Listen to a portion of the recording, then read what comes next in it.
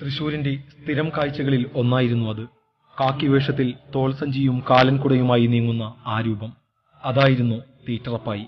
കിഴക്കുംപാട്ടുകര പൈനാടത്ത് വീട്ടിലെ കുര്യപ്പൻ താണ്ടമ്മ ദമ്പതികളിൽ 7 മക്കളിൽ മൂത്തവൻ. ഒരിക്കലും അടങ്ങാത്ത വിശപ്പുമായി ക്ലാസ് മുറിയിൽ നിന്നും ഇറങ്ങിയോടിയ റപ്പായിയെ തൃശൂർ നഗരം മാറോട് ചേർത്തു സ്നേഹിച്ചു. തൃശൂർ നിവാസികൾ ഇന്നും വിസ്മയത്തോടെ കൊച്ചുമക്കൾക്ക് പറഞ്ഞുകൊടുക്കുന്നതാണ് റപ്പായിയുടെ മെനു. രാവിലെ 150 ഇഡ്ഡലി, 100 ചപ്പാത്തി, 4 കെറ്റിൽ ചായ.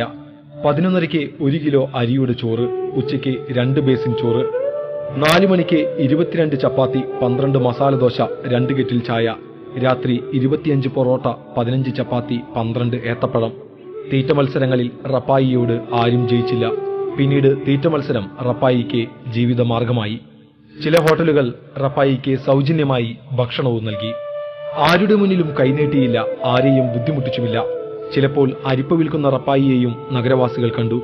റപ്പായിയെ തീറ്റ മത്സരങ്ങളിൽ ചതിക്കാനും ചിലർ ശ്രമിച്ചു. അപ്പോൾ റപ്പായി ചേട്ടന്റെ പ്രിയപ്പെട്ട പോലീസുകാർ ഇടപെട്ടു. ഒരു വയർ നിറയ്ക്കാൻ തന്നെ പെടാപ്പാടാണ് എന്ന് പറഞ്ഞ റപ്പായി വിവാഹം കഴിച്ചതുമില്ല. തീറ്ററപ്പായി എന്ന പേര് കടലിനപ്പുറം പോലും പ്രശസ്തമായി. റപ്പായിയുടെ വിശപ്പ് ഇന്നും ഒരു ഉത്തരം കിട്ടാത്ത ചോദ്യമാണ്. ഇന്നും കൂടുതൽ ഭക്ഷണം കഴിക്കുന്നവരെ കാണുമ്പോൾ തൃശൂർക്കാർക്ക് സ്നേഹത്തോടെ ഒരു വാക്കാണ് നാവിൽ വരിക: അവനൊരു തീറ്ററപ്പായിയാണെന്ന്. വർഷങ്ങൾക്കിപ്പുറവും റപ്പായി ചേട്ടനെ തൃശൂർ ഓർക്കുന്നു സ്നേഹപൂർവ്വം.